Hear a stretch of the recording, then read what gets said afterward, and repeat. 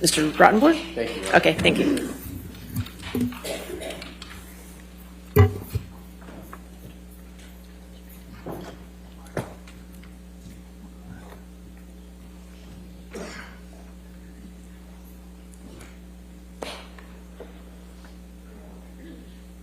Good morning, everyone. Mr. Rottenborn, is your mic on? I believe it is. Oh, there we go. Okay. Does that work? Okay. In trying to convince you that Mr. Depp has carried his burden of proof in proving that he was never abusive to Amber on even one occasion, think about the message that Mr. Depp and his attorneys are sending to Amber and by extension to every victim of domestic abuse everywhere. If you didn't take pictures, it didn't happen. If you did take pictures, they're fake. If you didn't tell your friends, you're lying. And if you did tell your friends, they're part of the hoax. If you didn't seek medical treatment, you weren't injured. If you did seek medical treatment, you're crazy. If you do everything that you can to help your spouse, the person that you love, rid himself of the crushing drug and alcohol abuse that spins him into an abusive, rage-filled monster, you're a nag. And if you finally decide that enough is enough, you've had enough of the fear, enough of the pain, and you have to leave to save yourself, you're a gold digger. That is the message that Mr. Depp is asking you to send. But he doesn't stop there, because in Mr. Depp's world, you don't leave Mr. Depp. And if you do, he will start a campaign of global humiliation against you, a smear campaign that lasts to this very day. He will do everything he can to destroy your life, to destroy your career. That is what they're saying, ladies and gentlemen. And that's what they're trying to get you, the jury, to be an accomplice to. But it's not surprising, because Mr. Depp cannot and will not take responsibility for his own actions. It's always someone else's fault. Just as Ms. Vasquez did, and Mr. Chu did, I would like to extend my thanks to you on behalf of Amber and our whole legal team for the care and the diligence with which you have served as jurors in this matter. You've paid attention to every witness, every piece of evidence, and I can't even imagine the sacrifice that you've made in terms of time away from your friends, your family, your job, to be here on this jury. It's a very important role that you're serving, and we thank you very much. Let's pick up where we started 6 weeks ago in opening statement. You may remember that I asked you to keep a simple question in mind, which is, why are you here? And much of what you've heard during the course of this trial, you don't need to make a decision on in order to return a verdict for Ms. Heard on Mr. Depp's claim of defamation. Now, we'll talk about Ms. Heard's claim of defamation against Mr. Depp, and Elaine will address most of that in a few minutes. But your key question to answer is, does the First Amendment give Ms. Heard the right to write the words that she wrote in this article on December 18th, 2018? That's the question. And you cannot simultaneously protect and uphold the First Amendment and find in favor of Johnny Depp on his claim. You simply cannot. You have to decide, should someone be able to write an article like that in the United States of America without being sued successfully, without having to go through the hell that Ms. Heard has gone through? So let's talk about that. And to do that, we get to explain a bit more about the law that you have to follow. This is the op-ed piece. I'm not going to read it to you again. You heard me read it to you in opening statements. And I would urge you, when you're in the deliberation room, read it.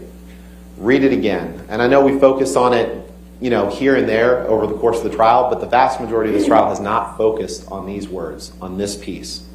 This is obviously the paper edition. There's the online edition as well.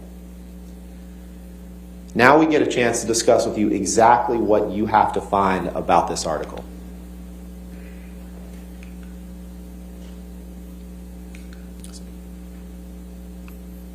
Let's try this again. this is one of the jury instructions that you'll get. And I've been so looking forward to being able to actually explain to you, as the judge read all the instructions to you this morning, and I know it was a lot, but we've been looking forward to being able to explain to you what you're here to decide. Because I imagine for some of the case, it's been kind of unclear. What are you being asked to decide? These are the things that you have to find, and you have to answer yes. As Mr. Chu said, you have to answer yes to all of them in order to find in favor of Mr. Depp. So you have to find that the statement was about Mr. Depp, and you can decide that in the context of the article. And I'll get to the arguments that Mr. Depp raises on that in a minute. You also have to find that the statement is false. And we're going to look at the statements here. We're going to look at each of the three statements.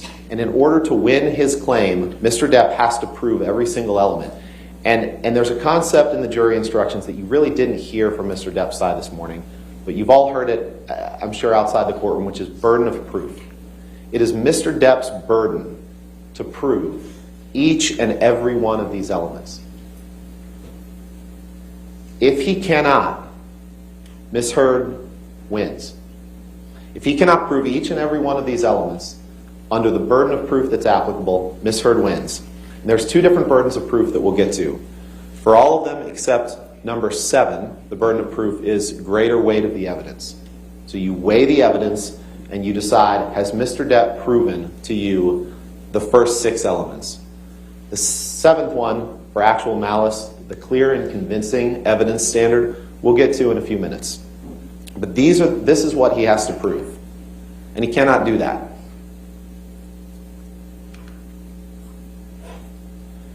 These are the 3 statements. And I know you may be thinking to yourself, wait a second, don't we have to decide if Mr. Depp committed abuse? And the answer is no, you don't have to. Because these 3 statements, you can decide as a matter of law, or as a matter of fact, as you weigh the evidence and the fact that they're true. So the first 2 statements I'm going to address together. Then, 2 years ago, I became a public figure representing domestic abuse, and I felt the full force of our culture's wrath for women who speak out. Number 2, I had the rare vantage point of seeing in real time how institutions protect men accused of abuse.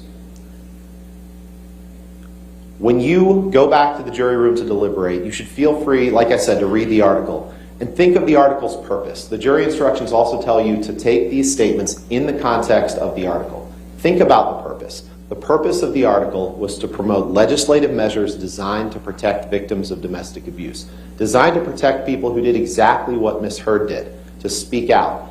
That's apparent on the face of the article. And to do that, Ms. Heard talked about her own life experiences as someone who had obtained a TRO against Mr. Depp, someone who had accused Mr. Depp of domestic violence. Make no mistake, and Mr. Depp's side keeps trying to say that we're somehow suggesting that 2 years before she wrote this, that Ms. Heard hadn't had anything to do with Mr. Depp. We're not saying that. You heard Ms. Heard herself say, of course, 2 years before I wrote this article, I felt the full force of our culture's wrath for women who speak out after she obtained a temporary restraining order against Mr. Depp, after she became a public figure representing domestic abuse. But the words that she wrote here, and then chronicling her own experience after that, those words are true. Those words are true. Similarly, the rare vantage point of seeing, based on her own experiences post May 27th, 2016, how institutions protect men accused of abuse, those words are true, and the First Amendment protects Ms. Heard's right to say them. Now, the third statement is absolutely true as well, but we're going to take that separately because she didn't write it. Under the First Amendment, the statements have to be false in order for Mr. Depp to win. Now, plaintiff addresses, like I said, an argument that we're not making. And as I said, we're not running from the fact that when she discussed becoming a public figure representing domestic abuse, Amber was speaking of her experiences reporting domestic abuse against Johnny Depp.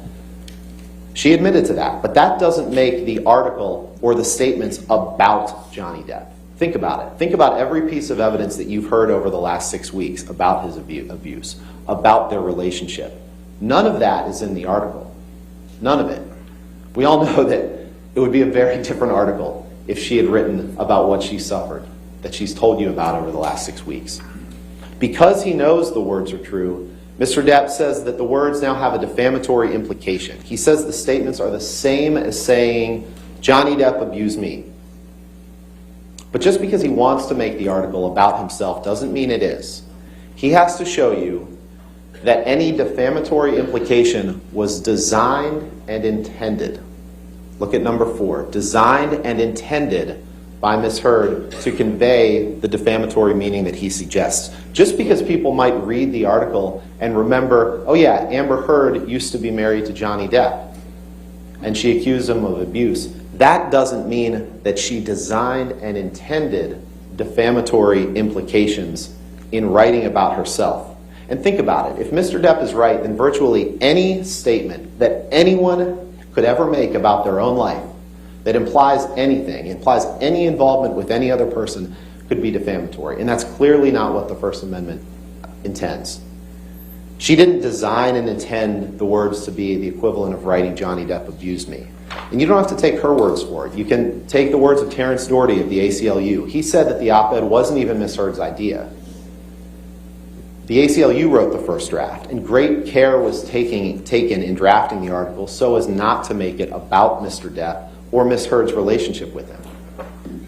That's the only evidence presented about Ms. Heard's motive, except her statements that was exactly what she wanted to do. She wanted to talk about her experiences after Johnny Depp. She wanted to own her story after Johnny Depp and fit those into what other women experience, what other people experience having accused someone of domestic abuse and the backlash that they suffer, and then talk about legislative measures that could help protect people in those positions.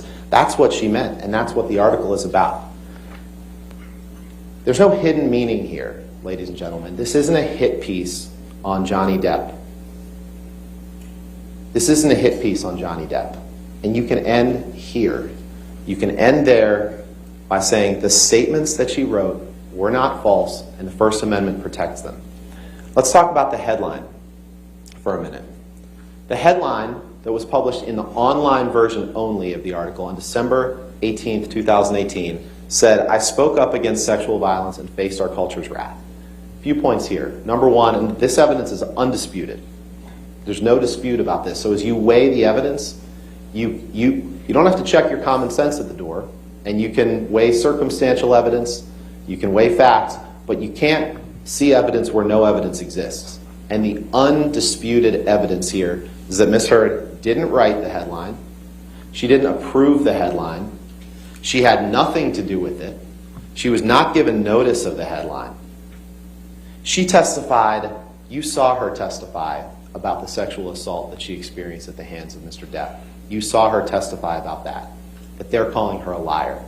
You saw her on the stand testify with your own mouth, with her own mouth, exactly what she went through for the first time in court, because people who have suffered that, they don't want to broadcast that to the world. They want to penalize Ms. Heard for not speaking about that earlier. That's ridiculous, and it's insulting, and it's just victim blaming at its most disgusting. The only reference to sexual assault in the article, and you can read the op-ed, is sexual assault that she said she had experienced by the time she was of college age, before Mr. Depp. So there is a reference to sexual violence in that article, but it's not by Mr. Depp. And Mr. Depp can't hold her liable for a headline she didn't write, that contains something that had nothing, that was not about him. And they want you to think that she republished the headline by tweeting out the link to the online version. So let's look at this. This is the tweet that she sent on December 19th. The hyperlink says, opinion Amber Heard, I spoke up against sexual violence. That's the online version of the article. As Ms. Heard said, you can't tweet a piece of paper. So when she wanted to share that she had written this article, what choice does she have? She has to attach that link. And the jury instructions that you have make clear that a hyperlink is not republication. Forwarding a link on does not mean that you broadcast the statement again, but that's what they want to make you think. The only way, and the jury instructions that you have, and we don't need to read through them in detail now, but the republication instruction says that merely linking to an article does not amount to republication, but adding content to a linked article may constitute republication. You must determine whether any added content was intended to reach a new audience, and if you find any content added to the hyperlink was intended to reach a new audience, it constitutes a republication. There was no content added to the article. She tweeted above the article simply saying, "Today I published this." That's what she said. She didn't add any content to it. She could have added some of the content that you've heard in this courtroom to it. She could have said, not only did 2 years ago I become a public figure representing domestic abuse, but let me tell you about the domestic abuse that I suffered. That would be adding new content. This is not adding new content. But I guess it's no surprise, because this whole case is about blaming Amber Heard for things she didn't do. But that's what Mr. Depp does. It's what he's always done. Blame other people, refuse to take accountability. But the problem for him here is that he's running headlong into the United States Constitution, which says that you cannot hold Amber Heard liable for words she didn't write or publish. But here we are. Here we are. And you can decide this case without ever wading into any of the allegations, the facts, the evidence that you've heard about the heinous abuse that Ms. Heard suffered at the hands of Mr. Depp. You can decide that by determining that those statements are true and that they're protected by the First Amendment. But Mr. Depp brought this case, and he's suggesting that he was never abusive to Ms. Heard. So if that's where you want to make your decision, that's where the road ends for Mr. Depp. Ladies and gentlemen, let me be very clear. If Amber was abused by Mr. Depp even one time, then she wins. One time. And we're not just talking about physical abuse. We're talking about emotional abuse, psychological abuse, financial abuse, sexual abuse. That's what we're talking about. Let's look at the evidence. You heard Mr. Depp define abuse from his own mouth. He admitted all of that when he talked about his childhood. As they referenced, his mother called him one-eyed because he had a lazy eye. And he said that that was worse than the beatings that he took. Worse than the beatings that he took. Being called one-eyed by his mother was worse than the beatings that he took.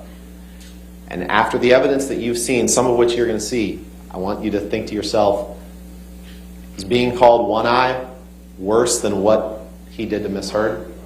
Absolutely not. You'll remember his expert, Shannon Curry, agreed with all that abuse can take many forms.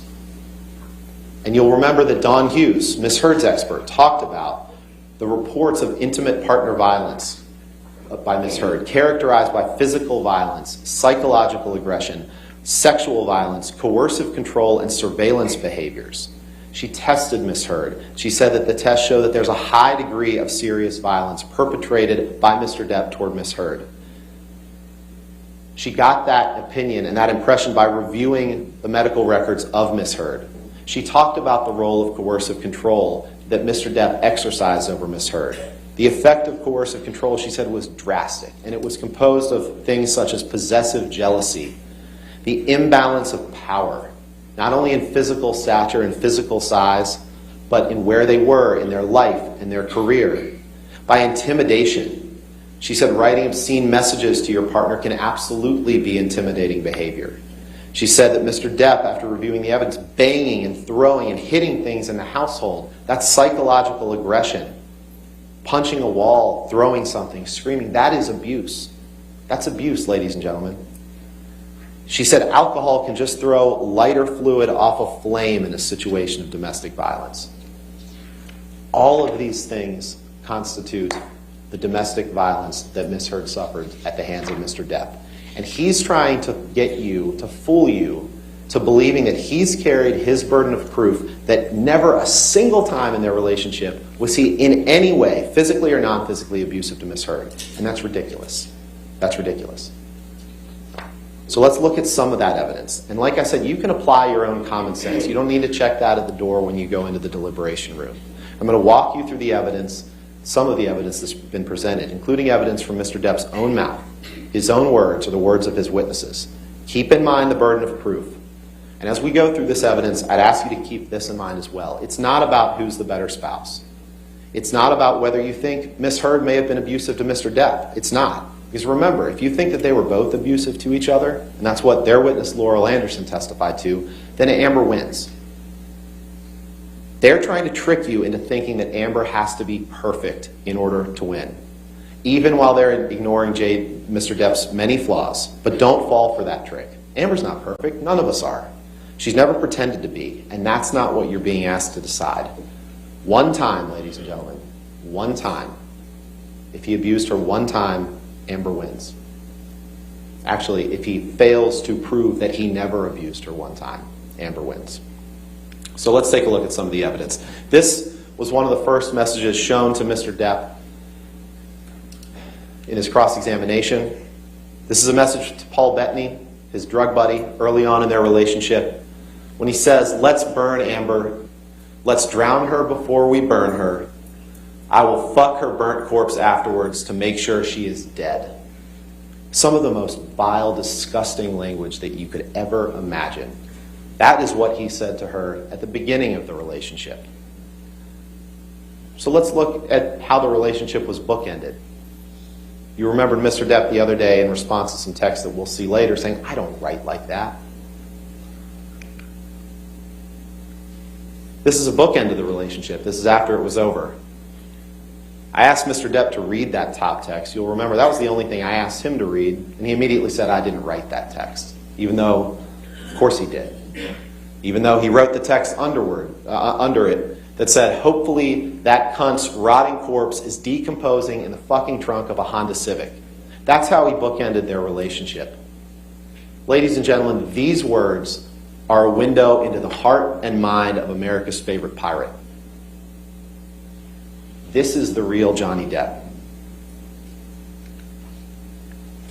This is the real Johnny Depp after Miss Heard decided that she couldn't take it anymore, decided that she needed to leave him. And I'm not going to reread this whole text to you. But this is where he says she's begging for global humiliation. And she's going to get it. He says, "I'll stop at nothing, and I can only hope that karma kicks in and takes the gift of breath from her." It's one of the only promises to Miss Heard that Mr. Depp has ever kept. That's how he ended the relationship. But you saw how he started it. Now, Miss Heard did testify on the stand that Mr. Depp abused her countless times. First it started, they were very happy. They started dating in 2011, and things were good. And she testified that even during periods of abuse, even during their relationship, when there was abuse occurring, that there were periods where they were very happy. It's the cycle of violence. It's the cycle of sobriety. There were periods when everything was good, when the monster was gone, and then the monster would return. You heard about how the first incidents of violence took place in 2012, when Miss Heard asked Johnny about his tattoo that used to say Winona Forever and had been changed to say Wino Forever. And she laughed. And she said, "And he slapped me across the face." She thought it was a joke, and then he did it 2 more times. And then he said, "I thought I put the monster away, and I've done it before." That's what he said to her during that first incidence of violence. But you don't just have to take what Mr. Depp said in his text. We can hear through his own voice what he called Miss Heard. Because you're a fucking cunt!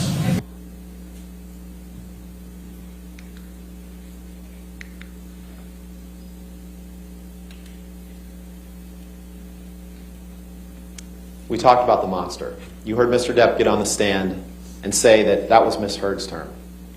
She made it up. That was what she used to refer to him when she was nagging him, because she didn't want him to have a good time. She didn't want him to have a beer once in a while. That's what he's implying.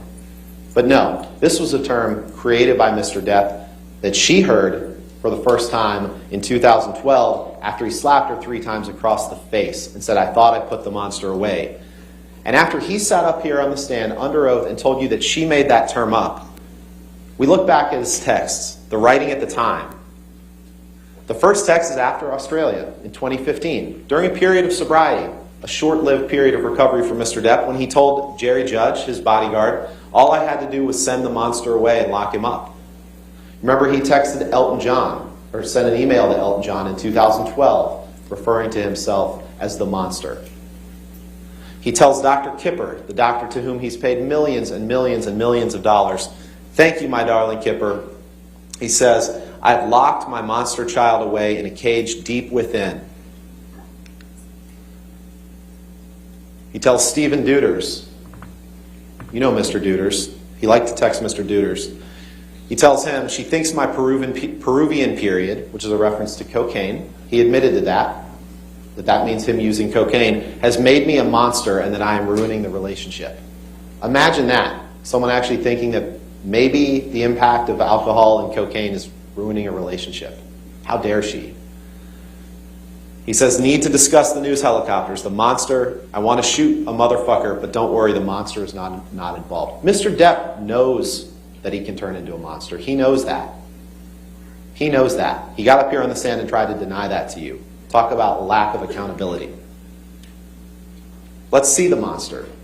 Let's see the monster in the flesh.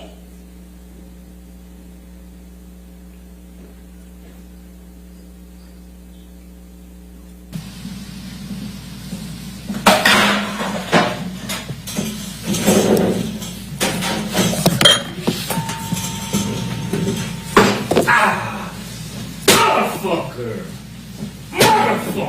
What happened?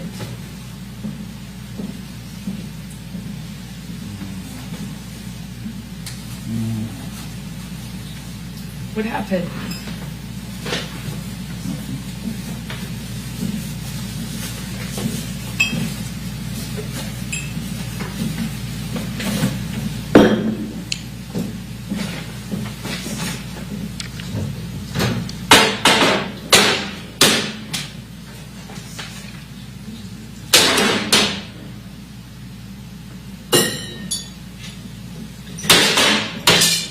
Nothing happened this morning, you know that? Were you in here? No. So then nothing happened to you this morning. Yeah, you're right. I just woke up and you were so sweet and nice. We were not even fighting this morning. All I did was say sorry. Did something happen to you this morning? I don't think so. No, that's the thing. You want to see crazy? I'll give you fucking crazy. That's crazy. Oh, you're crazy. Oh, you're crazy. Have you drunk this whole thing this morning? Oh, you got this going? You got this going? I just started it. Oh, really? Really?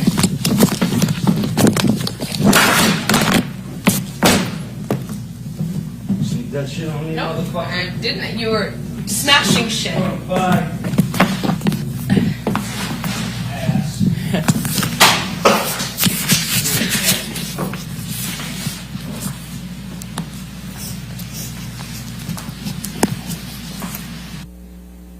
Do you see Miss Heard laughing in that?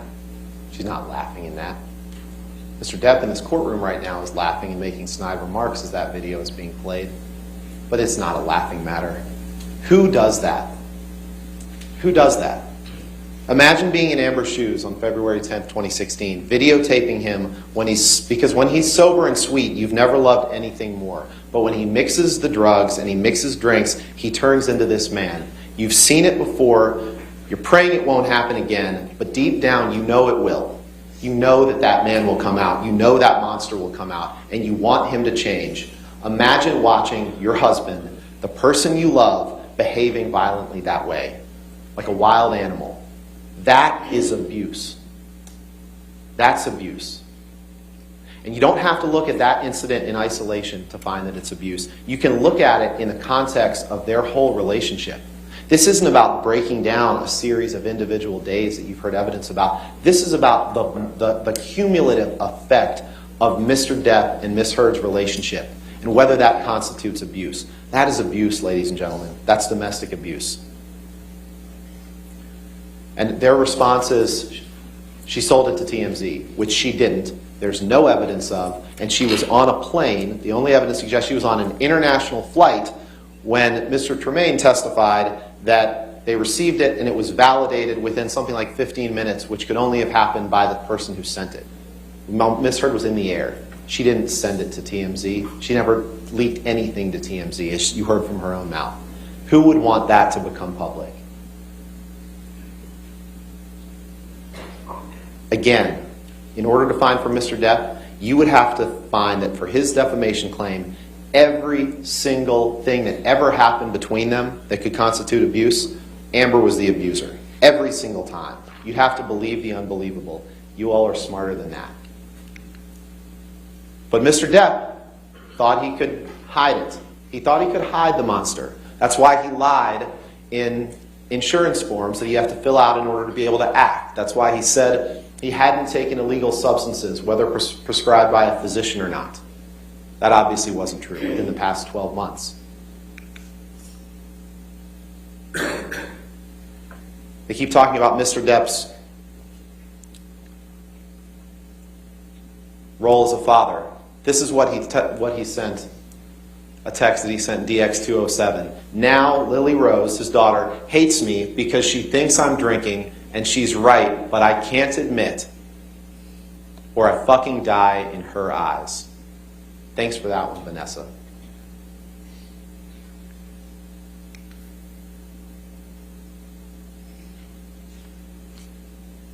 This is Mr. Depp passed out in a Tokyo hotel room during the press tour for The Lone Ranger in 2013, when Ms. Heard testified that Mr. Depp screamed at me, and all I could think were the kids are in an adjoining room. And Mr. Depp passed out with his head like this. I don't think he was sleeping on the floor because he had a bad back. They keep referring to these pictures as she took pictures of Mr. Depp while he was asleep. He's not asleep in that picture. He's passed out, drunk, and high, and she's taking pictures because she wants him to realize what he's done and get help and seek help. I don't think that looks like the spice cabinet of anyone in this courtroom. That's Mr. Depp. This is Mr. Depp. This is Mr. Depp. This is Mr. Depp. And all you hear from Mr. Depp when these pictures are shown is snickering and defiance. Victim blaming. Blaming Miss Heard for taking this picture of him, for trying to help. So let's talk about some of these instances of abuse. Oh, forgot one. In March 2013, talked about the Wino Forever tattoo. In March 2013, there were a couple instances. There was one where on March 8th, and we'll get to that in a second, where he was drinking brown liquor and doing a lot of cocaine. Or that might have been that was March 22nd. On March 8th, this is when Mr. Depp backhanded her. She felt like her lip went into her teeth and got a little blood on the wall. He grabbed her by the arm and held her on the floor, screaming at her. We'll come back to this in a minute. This is March 22nd. This is what Mr. Depp said isn't every hour happy hour. Again, totally abandoning any responsibility for behavior like this. But what happened on March 22nd is he wanted Miss Heard to remove a painting by her ex-partner. And he wanted to admit to an affair that she wasn't having. She didn't admit to it because it wasn't true. So he decided to have some lines of cocaine and some whiskey for breakfast. And then, on the way to filming the Keith Richards documentary, after a multi-hour argument, he grabbed their dog, their teacup Yorkie, and holds the dog, Boo, out of the window of a moving car. And he's howling like an animal, Miss Heard said, while holding the dog out of the car. That is abuse, ladies and gentlemen. That's abuse. Let's go back to this, because Ms. Vasquez read a parade of witnesses that she believes support Johnny's defense in this case. But as you've seen over the course of this proceeding, these witnesses, as I previewed in the opening, almost all of them are witnesses on his payroll. They're all scared to say anything bad about him, and they've seen what happens to people who do. And none were there for the instances of domestic violence. What they're saying is, oh, if he didn't abuse Miss Heard in front of his 4 bodyguards, then it must have never happened. That's essentially what they're asking you to believe. That's ridiculous. That's not the way domestic violence works. Take his sister, Christy. I know it seems like a year ago, but she was the first witness in this case. You'll remember her on the stand when I presented her with these texts that say, stop drinking, stop coke, and stop pills. You'll remember her squirming and saying, I don't think I was asking him to stop drinking, stop coke, stop pills.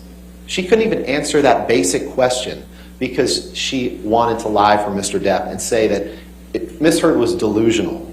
She couldn't even admit this to you. She's nothing but an enabler. The same with Sean Bett, his head of security, who's been sitting in this courtroom for the past 6 weeks. He's right there.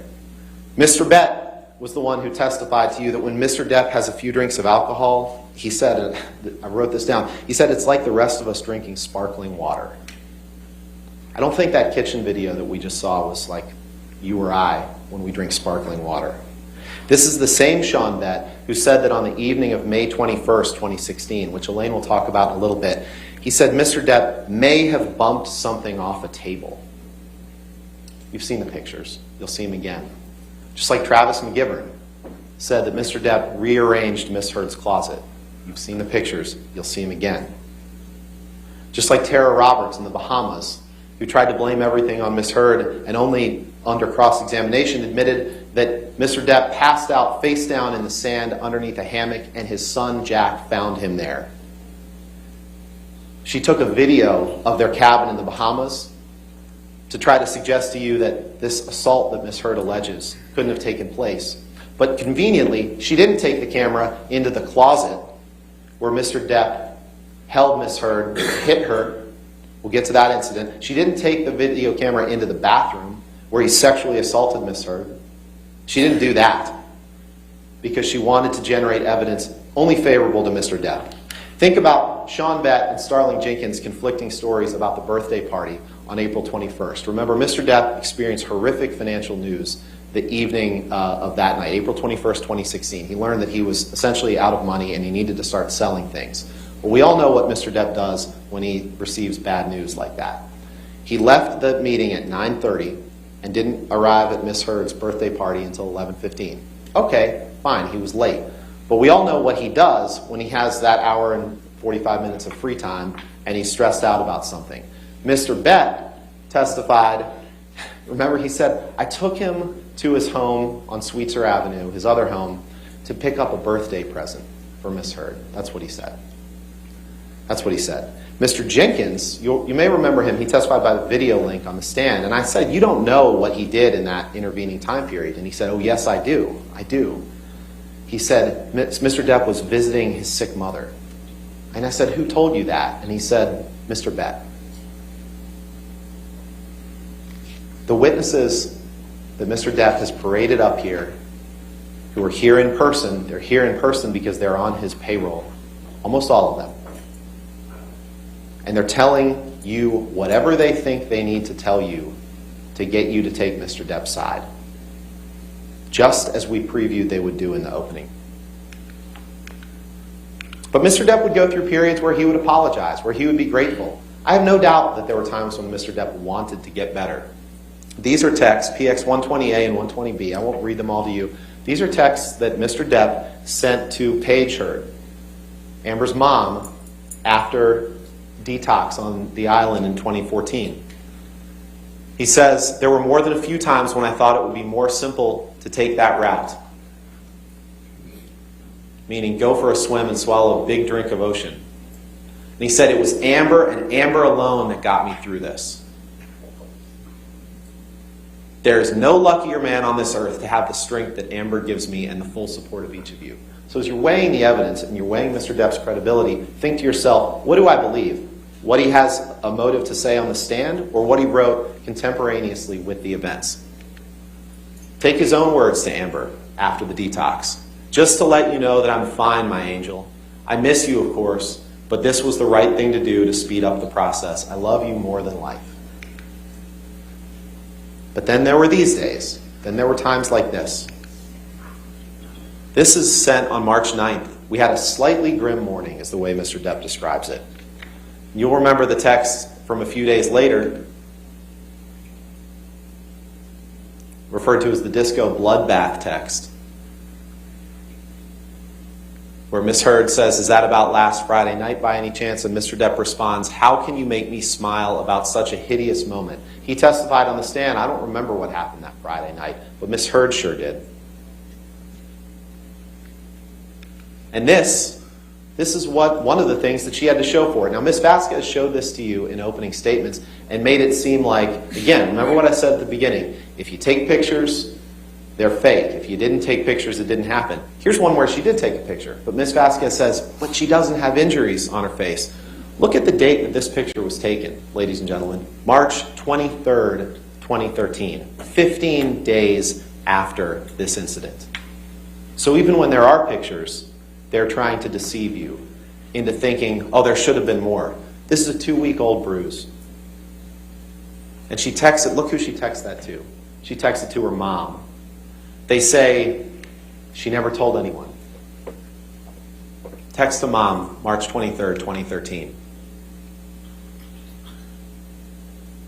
Let's go to Hicksville. You remember Hicksville, obviously. There's been a little bit of discussion about that in this case. This is where Mr. Depp got jealous that a woman named Kelly Sue was sitting close to Miss Heard and maybe had her arm around her at a campfire. And everyone was having a good time. There were some mushrooms involved. There was some drinking. And Mr. Depp got jealous of that. Now, he claims that Miss Heard is the abuser, that she's so much stronger than he is. But then he testified that the evidence shows that in Hicksville, he was the one who said he was just trying to protect Amber. Well, who says, why would she need protection if she's the abuser? And he went and he took Kelly Sue's hand, forcibly removed it from Miss Heard, embarrassing Miss Heard, ruining the mood of the whole night. So they went and they got into an argument in the trailer, in which not only did he trash the trailer, but he took her into the bathroom. He slammed her up against the side wall of the bedroom by her neck, holds her there, that was the next one. In Hicksville, he took her into the bathroom of the trailer and did what he called a cavity search, where he inserted his fingers inside of her and sexually assaulted her, then trashed the trailer. And you heard this Morgan Knight person who testified a few days ago who said it was $62 of damage. You also heard evidence that the way he got involved in this trial was by reaching out to one of the main Johnny Depp fan influencers on social media. And you saw that text. That's how he injected himself into this trial. There was way more than $62 of damage. You heard testimony from Rocky Pennington, Whitney Heard, Whitney Enriquez, and Amber about him trashing the trailer. And is that really a surprise? The man's admitted that he smashes things when he gets angry. The man's admitted that he smashed hotel rooms. You saw the quote that he admitted to the other day, that when he wants to hit something, he's going to hit it, and he doesn't care about the repercussions. So in Hicksville, the Hicksville was late May 2013. This is a text, another text to drug buddy Bettany, where he says, I, of course, pounded and displayed ugly colors to Amber on recent journey. I am an insane person and not so fair-headed after too much of the drink. Weed, pills, fine. Booze, my capacity is too large and I won't stop. Ugly and sad. Oh, how I love it. There appears to be an Amber Alert, but I think we're okay. People are getting it, I guess, on their phones that haven't silenced that. Oh, okay, Your Honor. Okay. Can I keep going? Yes. Thank you. Yes, sir. So that's after Hicksville. This is what I was getting to next. This, remember the testimony about Mr. Depp being drunk on his yacht on the island in the Bahamas in 2013, when Mr. Depp looked a little scary by the way his body fell into the water, and Lily Rose, his daughter, started to cry. Miss Heard comforted Lily Rose, and then Depp accused Amber of making them aware of this, that he was drinking again, making his kids aware of this. And he slammed her up against the side wall of the bedroom, held her up by her neck, held her there for a second, and said, I can fucking kill you, and you're an embarrassment. That's what he said. And then, do you remember what happened? Lily Rose and Amber helicoptered away from the island. And while Amber was in the helicopter with Lily Rose, Mr. Depp sends her this piece of poetry. calling her a lesbian camp counselor because she cared about his drinking, and just ridiculing her for trying to protect his daughter. Sickening. This text, let's fast forward a little bit to, actually before we talk about this is the Boston flight. Let's talk about the Moscow flight. The Moscow flight, when Mr. Depp and Amber, she said that was the one time she took ecstasy or MDMA with Mr. Depp, and she learned her lesson. When he hit her on the plane, when he threatened to break the flight attendant's wrist, and Miss Vasquez, again, just tried to tell you, oh, he always wore rings. Now, Miss Heard said almost all the time he did, or maybe sometimes when he didn't. And in the picture that she just showed you, PX 1248, you can take a look at that when you review the evidence. That's a picture taken in Moscow with no rings other than a wedding ring on his finger, or some kind of ring. He's wearing one ring on his finger. And so, in Mr. Depp's world, they're going to try to come at you either way.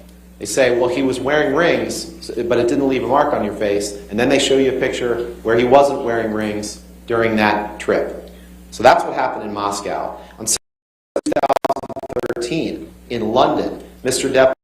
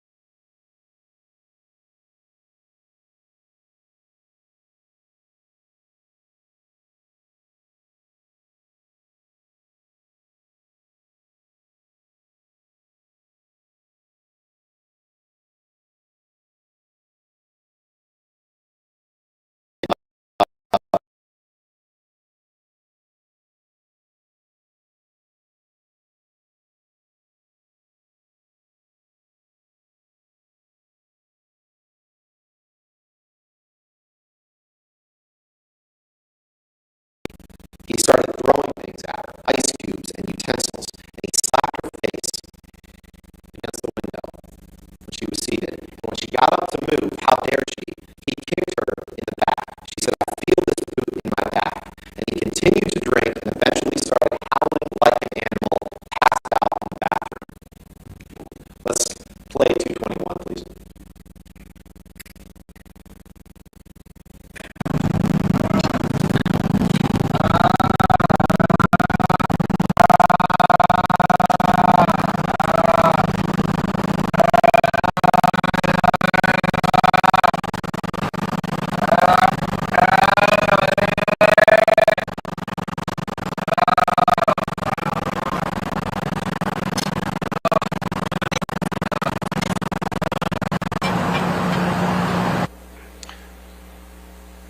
That's Mr. Depp on the plane, but he expects you to believe him that he didn't have anything to drink on that plane except for maybe one thing of champagne. That's what he expects you to believe. He's talked about blackouts. These blackouts where he doesn't remember what happened. He blamed them only on opiates, but we know they happen throughout, where he doesn't remember what's happened. As you're weighing the evidence, as you're assessing whether Mr. Depp has borne his burden of proof, think to yourself, do you believe Amber's account of what happened on the plane, or do you believe that person's account that you just heard? But actually, you can look at his account from a few days later, May 30th, in which he told, again, Paul Bettany, he said, drank all night before I picked Amber up to fly to LA. No food for days, powders, half a bottle of whiskey, 1,000 Red Bulls and vodkas, pills, 2 bottles of champagne, and what do you get? An angry aggro engine in a fucking blackout, screaming obscenities and insulting any fuck who got near. I'm done. I'm admittedly too fucked in the head to spray my rage at the one I love. For little reason as well. I'm too old to be that guy, but pills are fine. And he expects you to believe that he's carried his burden of proof in showing that no abuse happened on that plane.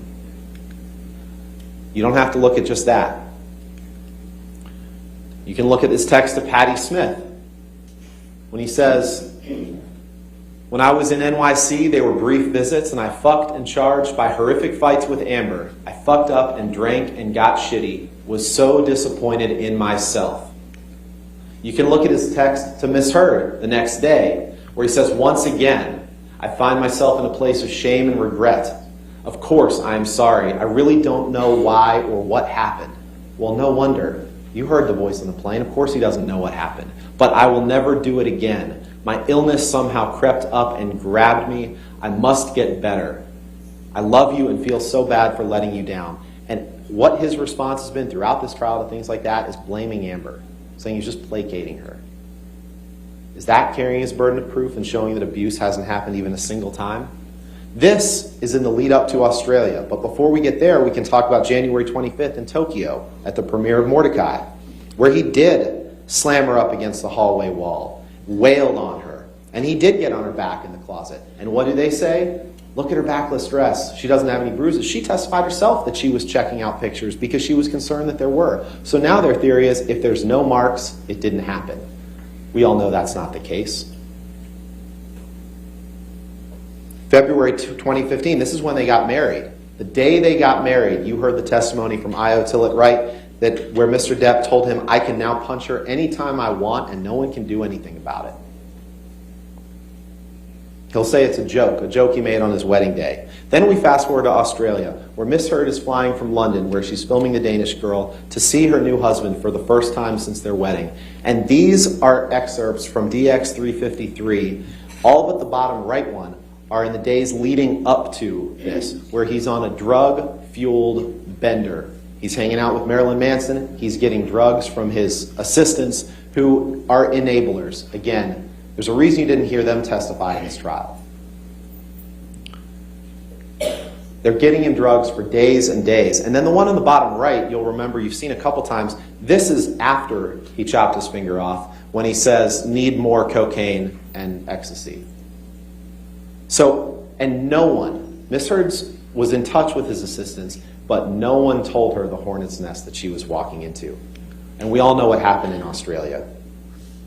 We all know that Mr. Depp, she gets there, he pulls out a bag of MDMA, and he took a handful. She didn't say he took 10 at a time. She did say he took 8 to 10 over the course of that period. The second day, Mr. Depp, who claims that Miss Heard refused to do a post-nup, calls Amber's domestic relations attorney, Michelle Mulrooney. You heard from her when he was drunk, and he fired her. And he told Amber for about the 25th time, she said, the only way out of this is death. I don't want a post-nup. And then she said she remembered him slamming up against the wall. And I won't go through, you remember her testimony from Australia. You remember her saying that he had her by the neck, squeezing her neck. You remember her saying that he threw her on the games table like a ping pong table. You remember seeing the pictures of that broken table. You remember her saying that at some point he had a broken bottle up against her face, and he told her that he'd carve up her face, that he was throwing bottles at her. He's throwing bottles one after another, and I could feel glass breaking behind me, and you've seen the evidence of that. And he was just over and over again smashing the phone into the wall, screaming at me as she watched it break into pieces. Now, she doesn't know how he lost his finger. She said that she saw him smash a phone to pieces, and you heard him get impeached the other day with his testimony from the UK, which was different from what he testified here, where he said he did smash a phone. And then they tried to put that picture in front of you with a desk phone and suggest that that was it. It's deception. They're trying to deceive you. And then you heard Ms. Heard testify that the next morning she found meat that he had left all over the house. But not before what happened before she went to bed that night. Where Ms. Heard testified, and I remember trying to get up, and I was slipping on the glass. I was wanting to move. I felt this pressure in my pubic bone. I remember just not wanting to move because I didn't know if it was broken. I didn't know if the bottle that he had inside me was broken.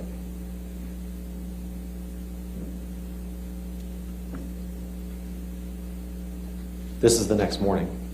This is what he wrote with the bloody stump of his finger. And there's been testimony about what happened to cut the finger off, but frankly, it's irrelevant to your deliberations here. Amber could have chopped it off with an axe, and it has nothing to do with whether or not Mr. Depp abused her. But we all know she didn't. We all know that his fingers weren't curled, and someone was standing with a half-gallon vodka bottle from about where that canopy is, and threw it, and it somehow managed to damage just the bottom of the finger and leave the nail fully intact.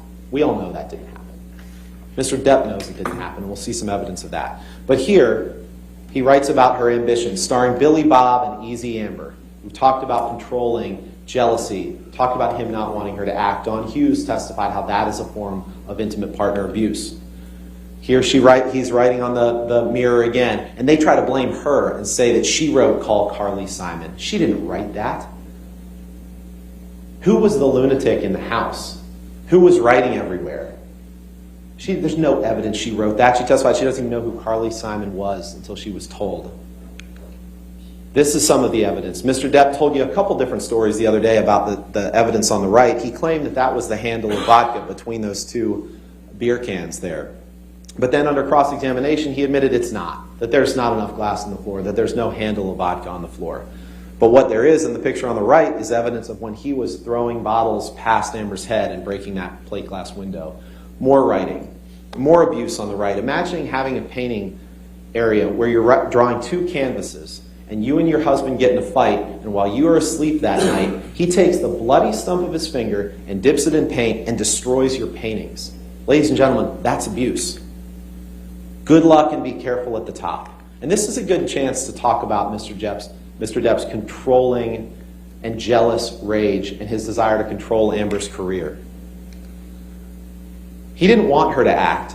As early as 2013, he tells his sister, I don't need actress bullshit and her fucking ambition.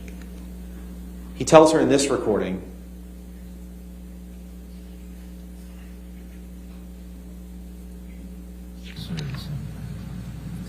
If you look at the bigger picture, what is the become irrational when you're doing movies. I become jealous and fucking crazy and weird. And, you know, we fight a lot more. I become jealous when you're doing movies. I become irrational and fucking crazy and weird. Out of his own mouth. This is some of the notes of Dr. Blaustein, his therapist. Called him self-destructive. Something about wait up to fight the devil. Jealous. And I know this is hard to read, but you can see jealous. You can see paranoia, fear, envy. He wanted to control her. He wanted to own her. He didn't want her to have any career. And then he says things like, I have other uses for your throat, which do not include injury. No one who hasn't previously grabbed someone by the throat would write, which do not include injury. But we all know how Mr. Depp thinks along these lines, because you saw these two texts the other day that he sat on the stand and denied writing. And I'm not going to read them to you again, because they're the most vulgar, vile writing you can imagine. He said, that's not my style. I wouldn't write like that. Of course he would. And he did. These are texts that he produced, that he gave to Amber and our team in this litigation, from him to his personal assistant, Stephen Duders. This is the way he thinks about women. This. Not what you heard on the stand. That. It's disgusting. He admitted that he cut his finger off. This is evidence of him admitting to it to people other than Amber. I cut the top of my middle finger off. Says that to Dr. Kipper. Says it again to Dr. Kipper. The bottom one he says to Nurse Velati. I just chopped my finger off. But he does say it to Amber too. Remember, we played this one 4 times, and Mr. Depp denied that he was actually saying the day that I chopped my finger off. Let's hear it one more time. I don't know. I'm talking about Australia, the day that Now I we're chopped talking my about finger. Australia. Okay. The day that I chopped my finger off. So let's fast forward to March 23rd, 2015. After just a few weeks in Australia, Mr. Depp has a finger injury, no doubt about that. He comes home. He gets what they call a soft cast on it, which you heard his treating physician and our experts say it doesn't have sides on it, but it's a hard plaster cast over the top of his finger that can be wielded like a club. And they got in an argument when Miss Heard discovered that he was having an affair with a woman named Rochelle that had been going on before the wedding, after the wedding, and she confronted him about that. No surprise there. They got in a huge argument. At some point in the argument, he bolted up the stairs. Now, Travis McGivern claims that she threw a Red Bull can at him. She and Whitney Enriquez say that absolutely didn't happen. But even if you believe Mr. McGivern, at some point, Mr. Depp went up the stairs. He went to the fight. This is the man that claims he always wants to run, and this time he had his bodyguard with him. So he could have just walked out the door, but he runs up the stairs, and Miss Enriquez is standing on the precipice of the stairs, and Amber admitted that when she thought he was about to push her down the stairs, as he's grabbing at her and Amber with his free hand and trying to club them with the casted hand, that she said, "I punched him square in the face. I punched him square in the face." And they showed you a picture of the shiner that she had, that Mr. Depp had. Miss Heard doesn't deny that. They're trying to say she's the abuser for defending herself and her sister from this animal who's running at them. This person that they claim couldn't possibly have done this because he had a hurt finger. Yet he could have done this. This is what Mr. McGivern said was rearranging her closet. I don't know what you all do when you rearrange your closets, but I hope it doesn't look like this. This is throwing a clothing rack down the stairs. This is knocking this over. This is what he did to rearrange her closet with his hurt finger that he couldn't possibly have hit Miss Heard with, they claim. That in and of itself, that destruction of property, even if he hadn't hit her that night, that's abuse. Imagine being married to someone and walking on eggshells so thick that you don't know if you set them off, if that's what's going to happen.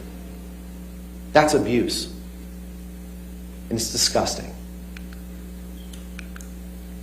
But sometimes he would apologize. He'd say, "I can't express how sorry I am for having stooped so low as to have spewed such vicious untruths for the sole purpose of hurting you. Grievous error, shameful." So he went in these cycles.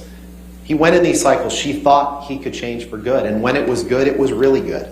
But then sometimes things like December 15th came around, where she remembers him chasing her in the kitchen. She remembers him shoving her 2 or 3 times and sending her toppling over a Chase lounge and saying, "Do you really want to go again, tough guy?" And she looked at him and he balled up his fist, leaned back, and headbutted her square in the nose and pounded her head with the back of his fist so she couldn't breathe on that bed that we're going to see in a second, where she was suffocating in this pillow top. And she said, "This is when I thought I was going to die. He's going to kill me, and he doesn't even know what he's doing because he's out of his mind." And these are the pictures that they claim. I don't know what they're claiming. I don't know if they're claiming she painted on the bruise. Oh, you weren't hurt badly enough, so therefore you're making it up? Look under her eye. And again, their theory is that all of this is a lie. All of this was some grand hoax. If this were a hoax, ladies and gentlemen, she'd have worse injuries than that. She'd really do it up. She took pictures as they existed when she could at the time of abuse. And yet Ms. Vasquez has the nerve to say, well, why didn't she videotape an incident of abuse? What, as she's being hit, she's supposed to somehow grab a video camera with one hand while she's defending herself with another hand? You heard her in one of the audio tapes talking about when she hit him as he was trying to barge at her and she got her feet caught under a door as he's coming after her. And of course, as Don Hughes testified to, victims of coercive control like this, they do try to appease their abusive partner and apologize for things that aren't their fault. So as you're coming at me, Johnny, and you push a door into me, and I have to hit you to get away, to protect myself, yeah, she did apologize for that because that's the cycle of violence. That's what victims do. Yet they continue to blame the victim. There's no evidence she painted on that bloody lip. And again, if we're talking about a hoax, the next day she went on James Corden and they say, well, you can't see any injury there, so it must not have happened. She would have to be the dumbest person in the world to say, I'm going to commit an abuse hoax, but let's do it the day before I go on national television. Let's do it the day before. But you heard Melanie Iglesias, her makeup artist, testify in great detail, and I didn't even understand half the terms about makeup that she was using, but she testified in great detail about exactly what she did to cover up those bruises. The red lipstick that she put to cover up the busted lip. You heard the testimony of that from a neutral party who said exactly what she did. She talked about how she looked at the color wheel to neutralize the bruising. They claim it was just an accidental headbutt. Well, no accidental headbutt rips out hair. They claim, oh, Miss Heard somehow used a pocket knife to cut this portion of the bed out to stage this. Well, I don't know if that's a pocket knife or not, but the only testimony in this trial about a pocket knife is Whitney Henriquez saying that Mr. Depp carried a pocket knife in his pocket every day. We all know where that, if it is a pocket knife, where that came from. I think one of the most telling things about this incident is the text he sent to David Heard, Amber's dad, 2 weeks later, where he says, I meant to send this to you a week or so ago. I'm sending it to you now. And he says, I forget if it's a text or an email, but you can look at DX580. He says, yes, I fucked up and went too far in our fight. Because as a result of that fight and the bruises that all of her family saw, the family refused to go to the Bahamas with them for Christmas. The family refused to go to the Bahamas for Christmas, and on that trip to the island, Mr. Depp kept passing out, and every time he passed out, he would dump a glass of wine on Amber's lap. And she didn't like that, and she yelled at him. And because it was in front of his kids, he got up. This is the one where Tara Roberts took the video, but she didn't show you the closet, she didn't show you the bathroom. And Amber says, while holding my neck, this is in the closet, he said, I'll fucking kill you if you ever speak to me like that in front of my kids again because you embarrass me. And then he took her into the bathroom, and she said, but this time, he grabbed my vagina, shoved his fingers inside me, but through my bathing suit, and held me there and asked me if I was so fucking tough. And then she ran out of the house. And to keep him away from her, that's when he claims, and she admits she threw something at him. She didn't know what it was. It's been testimony it was a can of mineral spirits that she claimed that hit Mr. Depp. And Mr. Depp is somehow the victim in that encounter? Come on. We talk about the train ride to Asia. You saw the pictures taken before they got on the train ride where Mr. Depp has the same shadowing under his eye that he does in the allegedly abusive picture. But in that picture, he held in that train ride, talk about a honeymoon, he held her up against the wall while she was trying to get his arms off her neck, and he was squeezing her neck against the railway car, and at some point, I pulled the lapel of his shirt, he rips the shirt off, and she woke up with the shirt around her neck and a giant knot in the back of her head. Let's fast forward to her birthday party just very quickly. He experienced terrible financial news that night. He came over, they got into a fight. There's been conflicting evidence about that. But Amber said, I hit the side of the desk, he chest bumped me, he fell to the floor, I fell to the floor, and when I got back up, he held me down by the shoulders, and that's when he grabbed her by the pubic bone and pushed her down. And you'll remember Ms. Vasquez showing her interrogatory answers where she details a lot of this and saying, nowhere in there does it say that. And Ms. Heard says it actually does on page 64 and pointed out to Ms. Vasquez exactly where it says that. That's abuse. It's sexual abuse. But we all know what Mr. Depp does when he experiences terrible financial news, or terrible news. He experienced terrible news that night on the way to the birthday party where both of his bodyguards have testified that he was either visiting his sick mom or getting a birthday present for Amber. And then we know what happens the day after his mother passed away on May 21st, 2016. And we're going to skip through a little bit of this now, and Elaine will talk about this in the context of the counterclaim, but these are the pictures afterwards. These are pictures that now they're claiming that, they must have been faked. There's been no testimony in this case that these pictures were faked. There's been no testimony that the marks you see on Amber's face, including this mark with a straight line from below her eye to the top of her temple that it lines up directly with a phone. There's been no testimony that those are faked. Mr. Depp went through the house. He destroyed pictures of her friends. That's abuse. Property destruction like that, in and of itself, is abuse. He destroyed her office. He destroyed her friend Rocky Pennington's preparation for the bead show that she was having.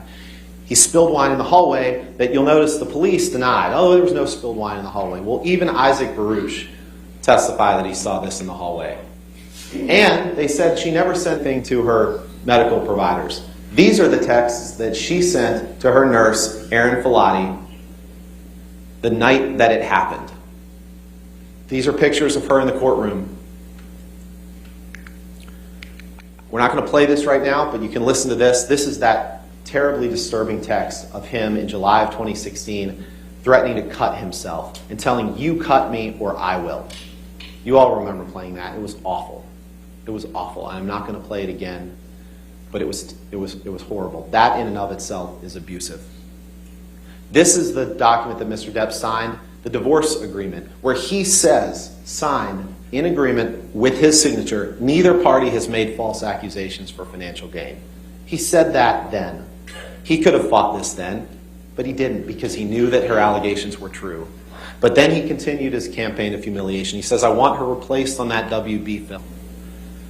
Ladies and gentlemen, the facts are absolutely overwhelming of abuse. One time, that's all you have to remember. Mr. Depp simply cannot prove to you that he never once abused Amber. And if you don't know, you have to return a verdict for Ms. Heard. A ruling against Amber here sends a message that no matter what you do as an abuse victim, you always have to do more.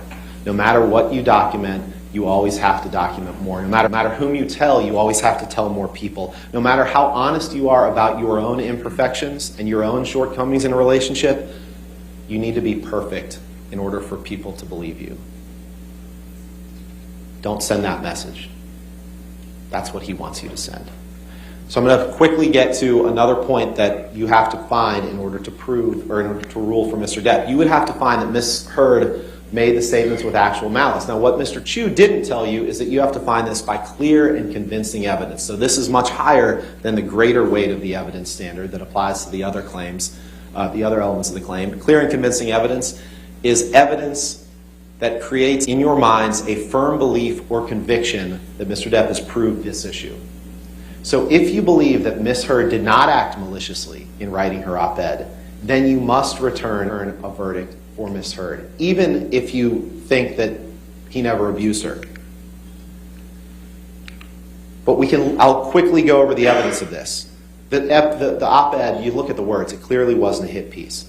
She visited her attorney, Eric George, who testified by video that his objective was to make sure that there could be no meritorious claim that could be brought about this article relating to defamation. He gave Ms. Heard advice. She affirmatively followed all of it. So you cannot find that Ms. Heard met the clear and convincing evidence standard, given the testimony of Eric George, given the testimony of Terrence Doherty from the ACLU, when Amber went out of her way to ask her lawyer if it was okay. They will say it doesn't matter if she's lying, but even if that isn't, they will say that that doesn't matter if she's lying, but even that isn't true. Because again, keep in mind that if Ms. Heard wanted to be malicious toward Mr. Depp, the article would be very different. And I think it's interesting here, we'll talk about Mr. Waldman in a second, but that Amber utilized her attorney, Eric George, to make sure that she was following the law. Mr. Depp used his attorney, Adam Waldman, as an attack dog to defame Amber and to fulfill Depp's promise to her of global humiliation. The last thing I'll touch on before Elaine talks is Mr. Depp's damages. The man's at least consistent in one respect. He blames other people for his problems. Everyone but himself. You heard us reading the stack of articles dating years before he broke up with Amber, before their marriage broke apart, talking about his problems, talking about the fact that his movies were flops, talking about the fact that he was late to the set, that he's unreliable as an actor. A word of reminder here, ladies and gentlemen, is that the only thing Amber ever did that Mr. Depp is allowed to sue her for is the op-ed. He's trying to say, I want to sue her for what she said in 2016. I want to sue her for harm that was caused then. You cannot do that. The only thing you're being asked to decide are the words of the op-ed defamatory. Nothing else. Any damage to Mr. Depp's career is self-caused. Then think about the testimony that you've heard from his former business manager, Joel Mandel, said that Depp had issues with drugs and alcohol that damaged his career. Depp sued him. His former agent, Tracy Jacobs, said he was late to the set and that he used an earpiece. Depp fired her. She said Disney never committed to Pirates 6. Disney's corporate representative, Tina Newman, said that there was no record in Disney's records of this op-ed. This op-ed had nothing to do with it. In fact, Catherine Arnold, our damages expert, testified that the paper version of the article that allegedly they say came out 4 days after the op-ed was published the same day as the op-ed that said that Johnny might not be in Pirate 6. The same day. The paper article came out the same day. So the op-ed didn't cause that. There's no evidence of any contract by Disney for Pirate 6. His agent, Jack Wiggum, couldn't identify a contract. his former agent Christian Carino said that there's no contract. He didn't lose anything as a result of this op-ed. Anything he's lost is the result of his own choices. You also heard him lie to you. You heard him tell you that this was his first chance to tell his story. But let's break it down, because that's not true. He could have fought the TRO that Amber filed. He could have said, I didn't abuse her, but he chose not to do that. He could have fought her in the divorce case, but he chose not to do that. Instead, he signed the statement saying that no one had falsified any statements. He only filed this suit after he met Adam Waldman, the same Adam Waldman who convinced him to file suit against his former business manager, to file suit against his law firm, and fire them, and blame them for things.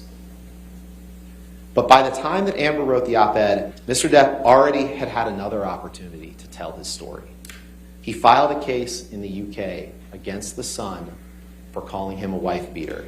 And in that case, he had many of the same witnesses. He was on the stand for parts of 5 days, and he got to tell the fact finder in the UK whatever he wanted. Now, it's not the same testimony he told here, because you heard me impeach him about 13 times with his testimony from the UK.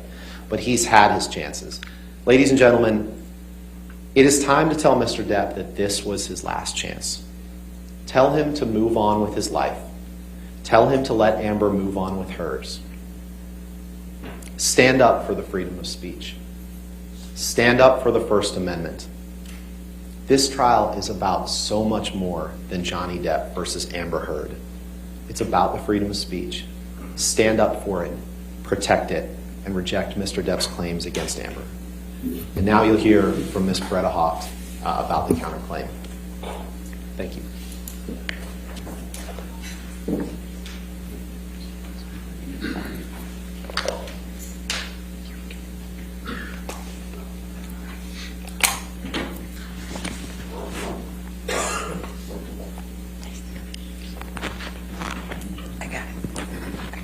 Yep. I'm good. Oop. I get to say good afternoon. And I know you've been listening to everybody for a long time here, and I echo Ben's very strong thank you to all of you for this extreme service and extraordinary service. We really appreciate it. I'm going to go really fast and try to go as quick as I can so that you can get a break from us and go make your decision. I know you're probably itching to do it at this point. But this is very important to us, and we appreciate your listening, and we appreciate your being here. I'm going to stay on this slide for a moment, and there's something that's very important on this slide that hasn't been brought to your attention by Mr. Depp's team. When you see the actual damages, go down to the last paragraph, if you will. It says, Mr. Depp cannot recover damages for any harm that occurred after November 2, 2020. Do you all see that? So what Mr. Depp's team got up here and told you through Mr. Chu this morning has nothing to do with this case. He had his chance in the UK. The lawsuit was filed June 2018, 6 months before the op-ed. The trial was July 2020. The process ended, according to Mr. Marks, their expert, on November 2, 2020. And his damages stopped then. He can't get reputational damages. He can't get his legacy back for his children. He can't get anything after that day from you. You can't restore his reputation. You can't give him anything.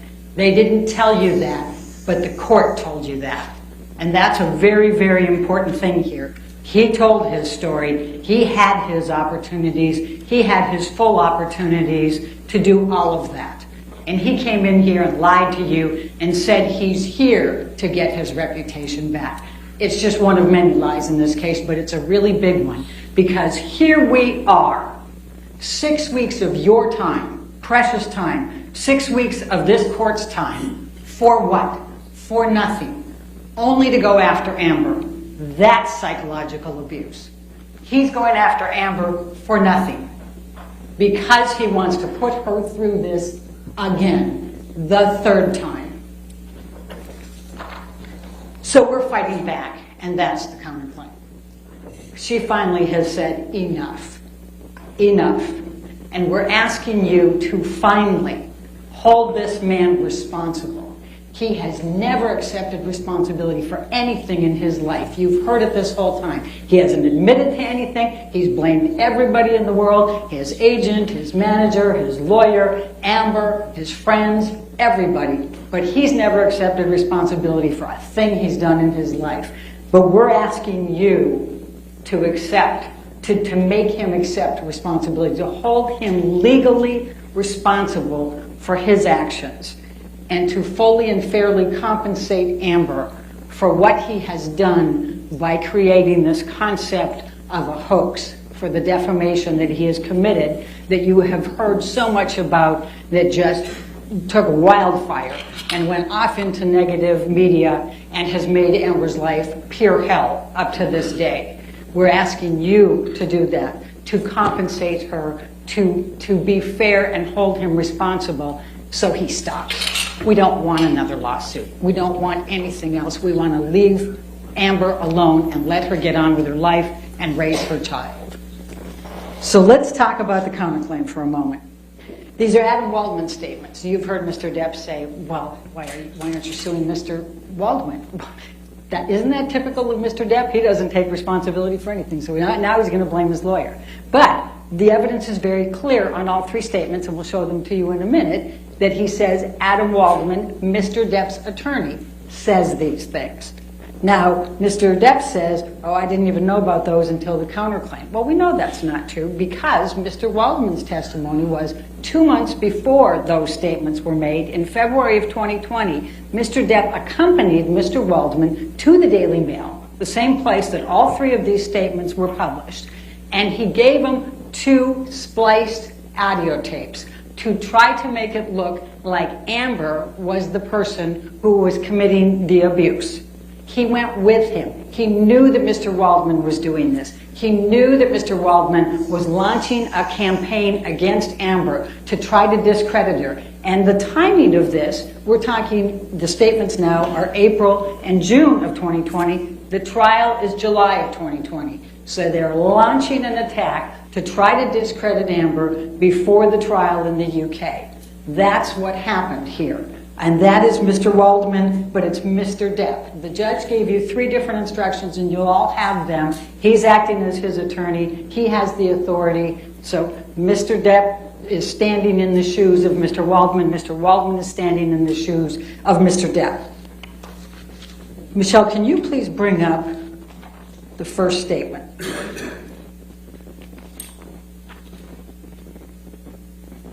It says, Amber and her friends in the media use fake sexual violence allegations as both a sword and shield, depending on their needs. They have selected some of her sexual violence hoax facts as the sword, inflicting them on the public and Mr. Depp. Now, what this statement is meant to imply is that Amber is lying about the sexual assaults and using them with the media to try to discredit Mr. Depp. That's the clear implications of this. Now, the first part of this is this contradicts Mr. Depp's claims today that the first time you ever heard about the sexual assaults that happened was in this case. It was in the UK case. This is the case that Mr. Depp brought in the UK.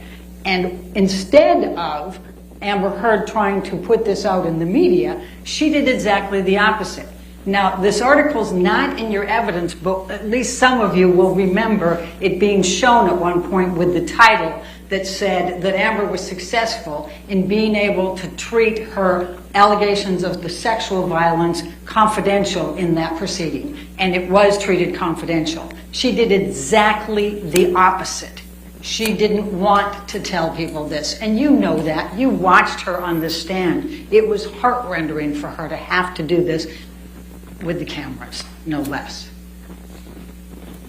But what else is false about this statement? It's that there was no false statements of sexual violence. Ben went through all 4 of them, and I will not repeat them all. You heard the testimony, and interestingly enough, you didn't hear any stories that differed from that with Mr. Depp. He didn't get on the stand and say no, this didn't happen, to at least a couple of them. And he can't in Australia. He can't remember anything, likely. But if you just look at the pictures of the destruction in that house, I mean, imagine painting those canvases and how long that took and how much hatred and rage you have to have for somebody to do something like that. Writing on the walls, tearing up her nightgown and wrapping pieces of raw steak and putting it all over the house. Remember that she also testified that he took her clothes and swiped them through all the paint before she left. These things happened. With respect to the malice on this one, he knows that he did these things. That he knows he was out of it for 3 days. And that's all that we need to prove for malice. But there's a couple of more facts here. But you can find whatever Mr. Waldman's done, and you can find whatever Mr. Depp has done. And both of those are the same for purposes of evaluating the verdict form. They stand in each other's shoes. When you have an agent, and that's what the jury instructions say, you can go with both. What did Mr. Waldman do? There was an article about the sexual violence that he had put from the April one that went into the trial. Amber's testimony, she was sitting near him in the trial.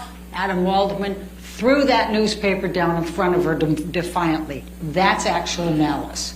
And she was quite upset, and you heard her testimony on the stand about that. He was just inflicting it on her. Remember Bruce Witkin's testimony. This was Johnny Depp's best friend for 40 years until he testified truthfully 4 years ago about the drugs and alcohol, and he stopped talking to him. There was a couple of really important things that Bruce Witkin said.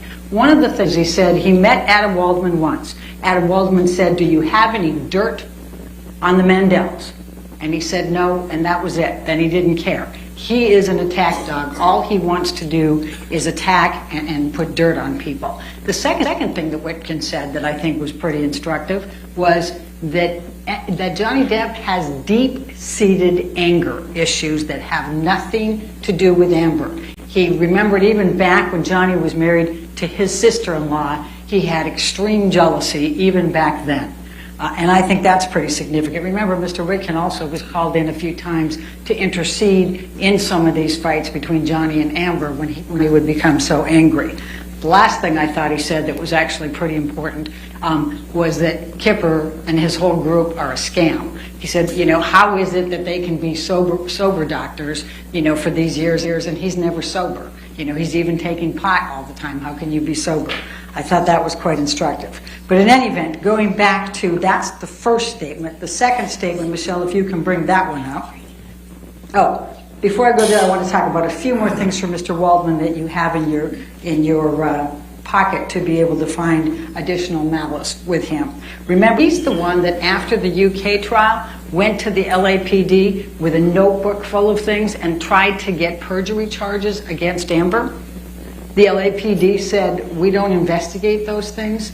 But he then went to a German newspaper and said, Amber is being investigated by the NYPD or the LAPD for perjury. Do you remember that? That's malice. That's showing his intent to do harm to Amber. He also admitted that he speaks to that umbrella guy, and you'll see that one text in there from the person from TMZ. That umbrella guy is the big lead of Johnny Depp's, positive social media that is putting all the negative out on Amber Heard. And he also ended up getting knocked out of Twitter because he was abusing Amber. So now we'll go to the second counterclaim statement. And that is quite simply, this was an ambush, a hoax. They set Mr. Depp up by calling the cops, but the first attempts didn't do the trick. The officers came to the penthouses, thoroughly searched and interviewed, and left after seeing no damage to face or property. So Amber and her friends spilled a little wine, roughed the place up, got their story straight under the direction of a lawyer and publicist, then placed a second call to 911. Now this is May 21. Now, the clear implication here is that they're saying that Amber got together with her friends. They decided they were going to set Johnny up to be charged for domestic violence. And so they called the police, and they tried to make up this whole story, get him arrested, but the police said there's no evidence here, and went away, and they said, darn, And so they spilled wine and they, busted up the place and they called 911. They got advice from a lawyer and a publicist, called 911 and tried again to get Johnny charged. That's what this says. Now, we all know that's false, and it's heinously false. Because, after these events happened, and Ben talked about a little bit of it, but I'll talk about the rest of it, and I'm going to try to do it really quickly. But we all know Amber did everything in her power not to tell them who Johnny was, not to press charges, not to have him arrested. The exact opposite of this. But what were the facts of May 21st? He comes over. He's already been drinking. He's already high. And he is on a tear about feces in the bed from a month ago. And remember how Amber talked about when he gets into these drug-induced things, he gets into these paranoias, and he gets some idea in his head, and he just won't let it go. And that was his this time. There's somebody put that feces in the bed a month ago. That was his spin. So she gets Io Tillett on the phone. He's in New York at the time. He's going, they thought, this is ridiculous. Of course nobody did. And by the way, Boo has this huge problem. Of course it was Boo. He's always doing this. But Johnny just won't get there. So then they laugh. That makes him mad. Then he throws the phone at Amber. Amber screams out and says, "Ow, you just threw the cell phone at me. It hurts." Io says, "Amber, get out of there." Johnny gets madder, pulls her hair, grabs her and starts hitting her. So Io gets hold of Rocky Pennington. She comes over as quickly as she can. She goes and gets in between the two of them. She puts her hands up on his chest. He pushes them down. And then she continues to stand in between them. And he's screaming loudly 10 times, "Amber, get the fuck up! Amber, get the fuck up! Amber, get the fuck up!" Loudly, loudly. Then his bodyguards hear this. They come in. They break it up. That's how that happens. But the next part of this, remember Josh Drew, and I think Elizabeth Mars was amazing in this one. Remember their testimony. After that, he goes and he has to, he always leaves a path of destruction as he's leaving. So he, bashes up things, and you saw Ben's pictures here on the picture frames, knocks things over as he's going, goes down the hallway, he's splashing the wine, he gets his bodyguards to let him into penthouse 5. That's where Josh and Elizabeth are trying to help with Rocky's bead thing for the next day, and he comes in storming in, and he says, "Get your bitch out of here," and he's got the big magnum, and he's mad, and Elizabeth is just terrified. She barely knows Johnny. She's met him 4 times, and she goes ripping out of there as fast as she can, and Josh gets out of there too. Then what does he do? He rearranges the furniture, or he might have knocked something off, one of the countertops or something. I think is the testimony of his bodyguards. But you saw the pictures. He went through and trashed that place again as he left. Now, the next part of this is the police coming. Io calls the police. He's in New York. He calls the New York Police 911. He's afraid they're not going to get there fast enough. He still remembers December 15 because he came in afterwards and saw all of the injuries on Amber and all the evidence. And he's terrified that Amber's still in there, the police haven't come, and that Johnny's going to kill her. So he calls a friend in L.A. and says, "Please call 911. We got to get somebody there fast." So she calls 911. So we have 2 calls, and you'll see the call summary. And the call summary shows those 2 calls really close in proximity here. So it's not them, we didn't get the first police officer, so we'll rough up the place and make a second one. You'll see that they're like 8 minutes apart up there. But it took 2 hours to dispatch the 2 different ones, and Amber never even had any idea that the second one was coming. The first one's come. And, we've talked about it. We've shown you the pictures. The police officers admitted that those pictures could very much have been what was there that night. Remember, Officer Haddon, it was his first week on the job. Officer Science was three years on the job at that point. They say, they told Josh that if she will press charges, if she'll give a name, we can file a report and make an arrest. She wouldn't do it. You did hear from Detective Sandanaga. That's the domestic violence.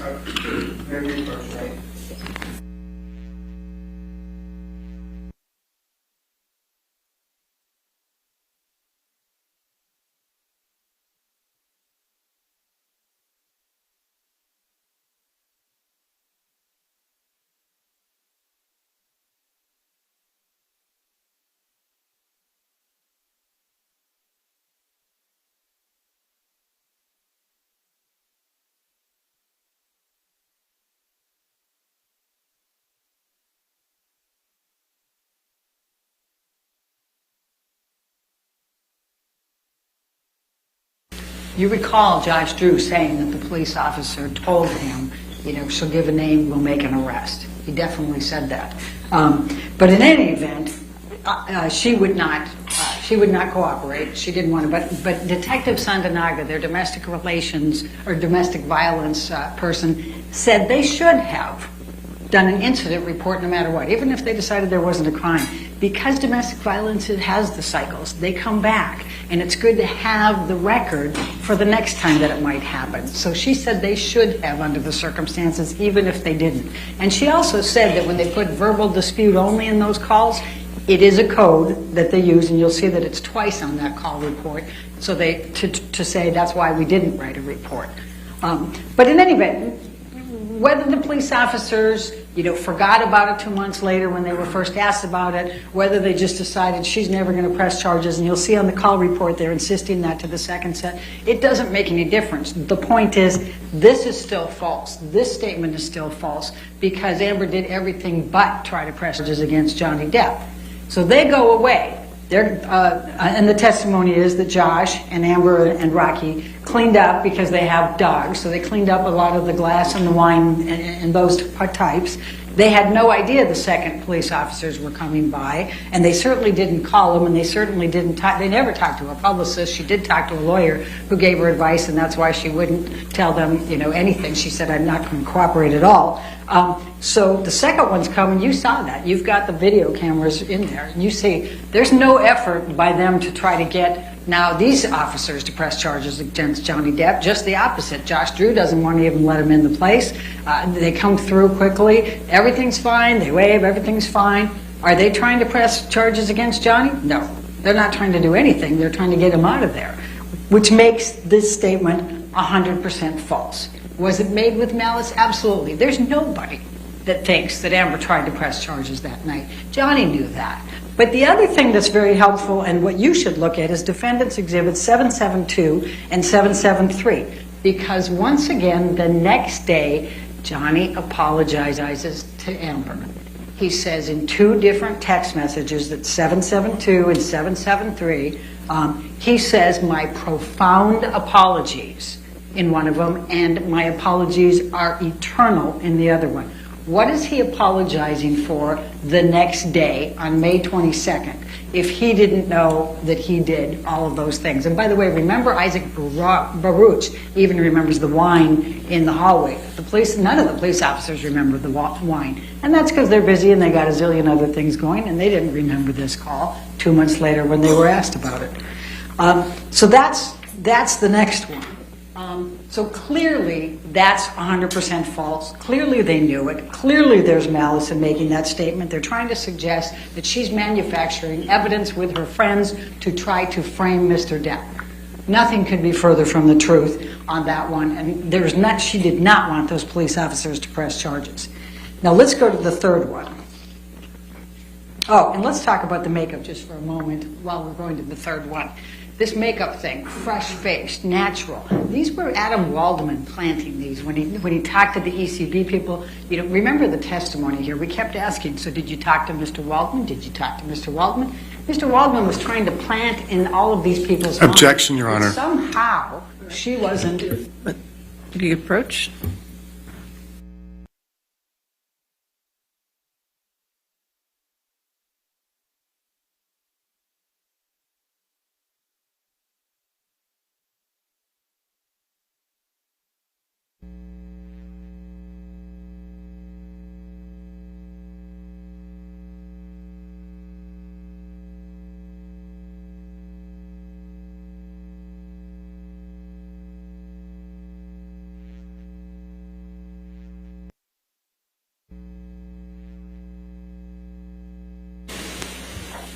So I didn't say that any of the witnesses admitted that Adam Waldman planted that. I'm saying he planted it. That's me arguing the planting.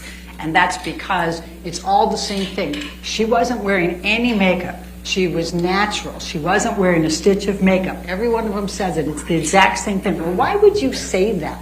She's an actor. She's not going to go outside her house without putting makeup on. And if she has bruises, why on earth, when she's been covering them up for 4 years, why on earth would she not put makeup on so that she would cover those up?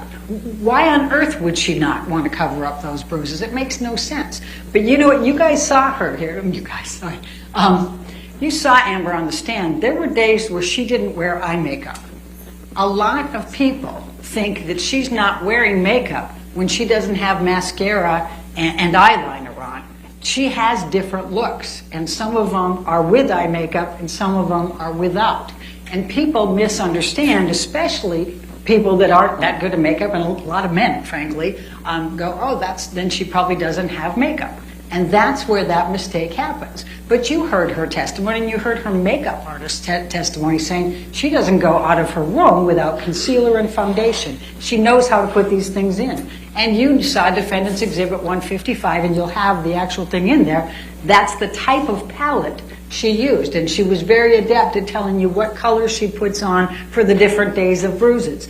This is a woman who for 4 years did everything she could to cover up anybody knowing anything about this abuse. Do you honestly think she's just going to walk around for the week with her bruises exposed? Of course she's not.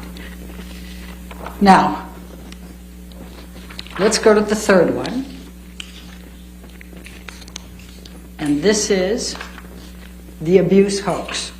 He says, we've reached the beginning of the end of Ms. Heard's abuse hoax against Johnny Depp. Now, obviously the defamatory meaning of that is that Amber's creating an abuse hoax. But there is no abuse hoax. I don't need to tell you all of the evidence because Ben did a beautiful job of just taking you through all of those different things, but I will point out a couple things for you. And that is, remember Bonnie Jacobs, the therapist. Dr. Hughes and Dr. Spiegel testified about Bonnie Jacobs' notes. And remember that I was holding that, you don't get to see them, but they testified that they went through them. Dr. Hughes testified that she also spoke with Bonnie Jacobs. She kept contemporaneous notes from 2011 when she first started seeing Amber. And the abuse is documented in those notes, is what Dr. Hughes testified to. They start in 2012, both physical and sexual. Objection, Your Honor. That Dr. Hughes testified to that.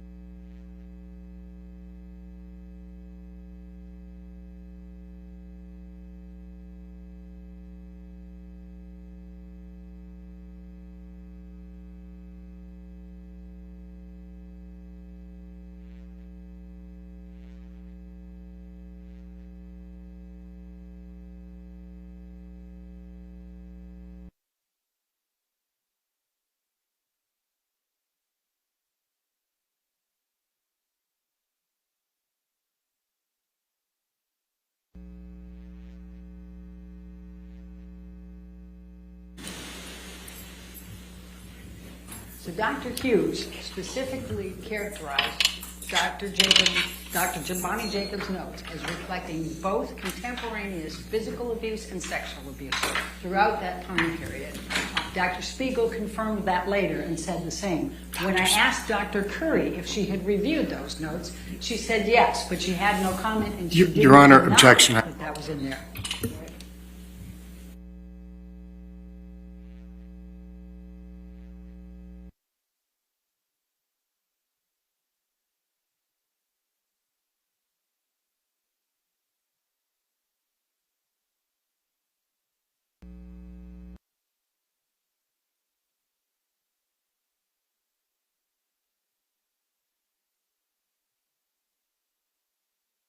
legal confirmed that he had reviewed Bonnie Jacobs' notes as well.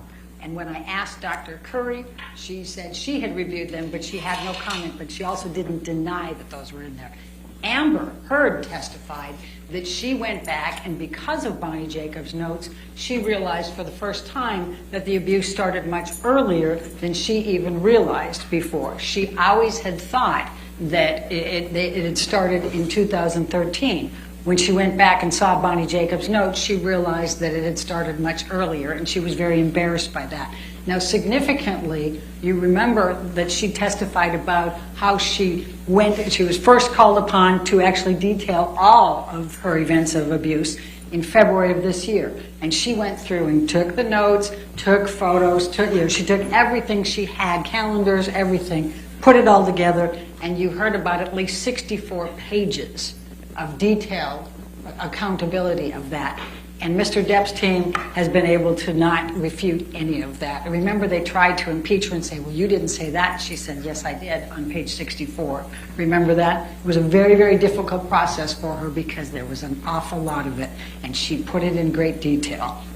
Now, let's talk for a moment about the motive. They have said that she has created this whole hoax, and I think Ben's done a nice job of showing how that can't possibly have been.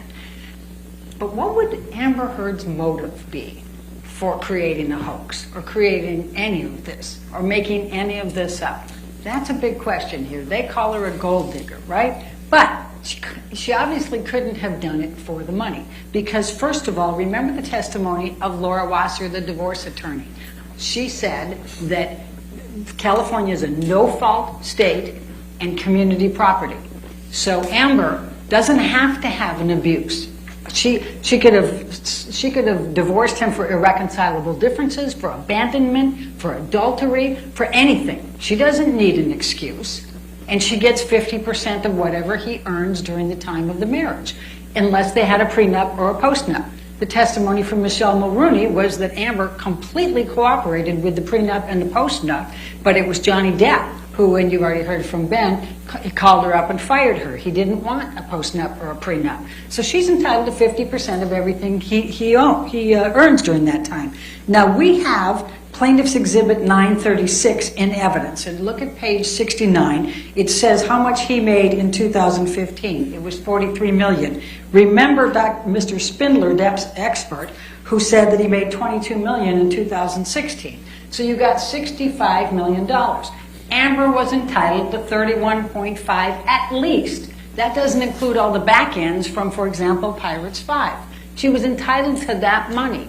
So she didn't need to say anything. She could have just said, I don't like you anymore. I don't like the color of your hair. I'm going to divorce you. Your Honor, we're going to object again.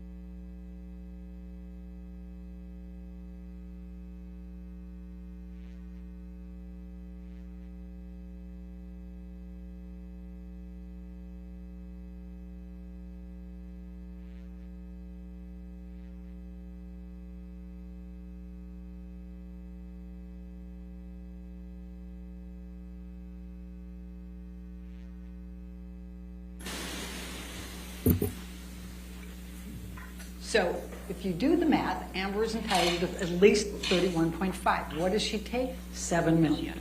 What does she do with the $7 million? She gives it to charity, or she intends to give it to charity. Now, they make much ado about the pledge versus donation, but both the corporate designees for ACLU and for Children's Hospital said donation and pledge are interchangeable. You know, these are pledges. The ACLU corporate designee said you typically do pledges because of the tax benefits, and that's what she said. She pledged it over a period of time because of the tax implications to it and because she was getting paid over the time.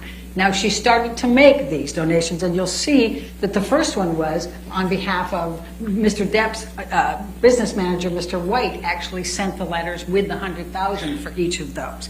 That was the initial ones.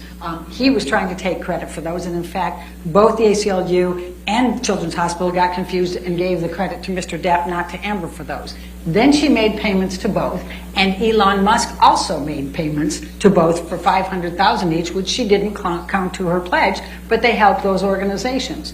At the end of the day, she's made $1 million in payments to them, but then she got sued here and hasn't been able to because she spent $6 million in attorney's fees. That is unrefuted. She still intends to pay those pledges, honor those pledges, and she said that throughout, and I elicited from both the ACLU and from Children's Hospital, they haven't expired, she can pay them whenever she wants to, and she fully intends to, but she has to get out from under this first. Now, who would blame a woman for giving $1 million in charitable donations? Who would do that? That sounds like psychological abuse to me. Now, Mr. Mandel testified that Johnny Depp is not a charitable person, and he hasn't written any big checks for him. Mr. Depp got on the stand and says he does it anonymously, but Mr. Mandel would have been the one writing the checks, and he says that didn't happen. Now let's go to damages, because I promised you I was going to go pretty fast here. There's a few different types of damages, but one of the things that the court has talked to you about, she told you that because we have defamation, it's invidious, and therefore it's very difficult to prove these. And so these damages to business reputation, inconvenience, embarrassment are presumed. You don't have to prove those damages. And one great example of that is the testimony from Mr. Hamada at Warner Brothers. He didn't want to have to get in the middle of all of this with Aquaman 2. They haven't even released it. So he didn't read anything in preparation for his deposition. He didn't talk to anybody before his deposition. He said that he tried to do technicals and say, no, we never terminated her contract. But, oh, yeah, we did tell her we were probably not going to renew her option. And then we didn't change the script, but Amber got the script, and yes, they did change it. Then he said, no, we never negotiate salaries, but oh yeah, we did renegotiate Jason Momoa's and Gal Gadot's. So he just doesn't want to admit to any of these things. But what came out in Hamada's deposition, and I hope you were listening carefully to this, was the email from James Wan, the director, and Jason Momoa, her co-star, who said they guarantee if they are in the film, she is going to be Mara in the film. Why would they do that unless they thought Warner Brothers was being unfair to her? And why did she get almost knocked out of it? Because of the defamatory statements. When they came out, they took on a life of their own. Ron Schnell, the young Sheldon, I call him the Doogie Howser, our expert on IT, took you through and tracked how they tracked the defamatory statements, the language from the defamatory statements, how that went through the social media and the negative social media. And it kept going and kept going. And he tracked all the way until a few months ago over 2.36 million negative tweets, negative Instagrams, negative social media's comments about Amber that relate specifically to the information that was in those 3 defamatory statements. It took on a life of its own. They started to get Amber fired from Aquaman 2. They have continued to this day. They have followed her everywhere. Everybody has stopped wanting her. L'Oreal won't use her, even though they've kept her on from that time. She lost 3 different opportunities that were being discussed with her. The most significant part of that, though, is that Aquaman was the biggest blockbuster ever for DC Films. It was the biggest. It was over $1 billion. This was her opportunity for her star. Even the experts from Mr. Depp admitted this was her blockbuster, this was her mega. But what happened instead? As she's going through, as it's coming out, and in that 16 months they were going, well, nothing happened. Yeah, lots happened. She had 3 different films she was discussing. She got the L'Oreal contract. She got The Stand. All of those things were happening because of Aquaman. And then everything shut down. She wasn't allowed to do publicity for The Stand. She wasn't allowed to, she hasn't been allowed to do anything for L'Oreal. She got shut down from her charitable organizations. She ended up not getting the Amazon movie. And then they gave her a hard time about Aquaman 2. And instead of the career trajectory of the other comparators, who all went way up, and by the way, all the experts admit that career trajectory went well for all the rest of them, and she's the only one that didn't have it. And the reason is because of the defamatory statements. So you have some very good information to help you on ascertaining those damages. Now, Jessica Kovacevic, and I don't know if you remember her, but she was her agent. She said, everybody just stop talking. The producers don't want her, the directors don't want her, nobody wants her. We just can't get the traction, and we should have been able to get the traction, and they say it's because of those statements. So Catherine Arnold gave you some good estimates on this, and she gave you a very good basis for it. And she didn't use Jason Momoa's or Gal Gadot's or the others. She used Amber's, but used those comparators to show that they got big movies, that they got commercial opportunities, that they got these TV opportunities. But she used the base that Amber had. So she used the $4 million from the Aquaman, that would be 3. She used the stands, how much they got paid per movie. And what she estimated on those, and she went through those details, is that if you took that for the last 2 years and projected into the next 3 to 4, that it's between $47 and $50 million that she could have had, instead of her star being completely extinguished. And that's what's happened to her. The emotional distress damages are even more extreme here. And that is, Don Hughes testified extensively about the PTSD and what she goes through.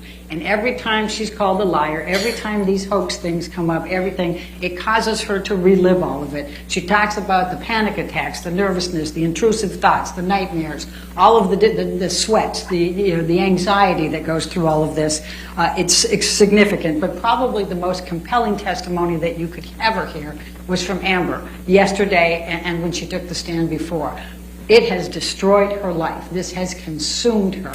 She's getting death threats. Her daughter, they're threatening to put her daughter in a microwave, for God's sakes. She can't get away from this. It's everywhere. This media, the social media that has just taken off, has just consumed her life.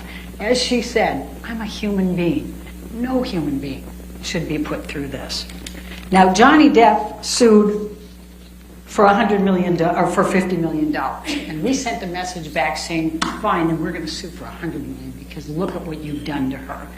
We're not asking you to give $100 million. We're asking you to just look at the damages in this case and just be fair and reasonable in whatever you determine by following the evidence and the instructions. But we do ask that you fully and fairly compensate Amber for everything that she's been through, both in terms of reputation and emotional distress. The very last point is punitive damages, and you surely have those in this case. We've asked for $350,000 for the punitive damages, and we would ask that you award that. Thank you very much. Great, thank you. All right, ladies and gentlemen, what I'm going to do, we still have rebuttal closing arguments, but I can guarantee you that the rebuttal closing arguments will be done combined within 45 minutes. But what I want to do is go ahead and let you have your lunch. And then after lunch, we'll come back in the courtroom, have the rebuttal closing arguments, and then we'll submit the case to you, okay? All right, so go ahead and have your lunch. Do not discuss the case with each other, and do not do any outside research, okay?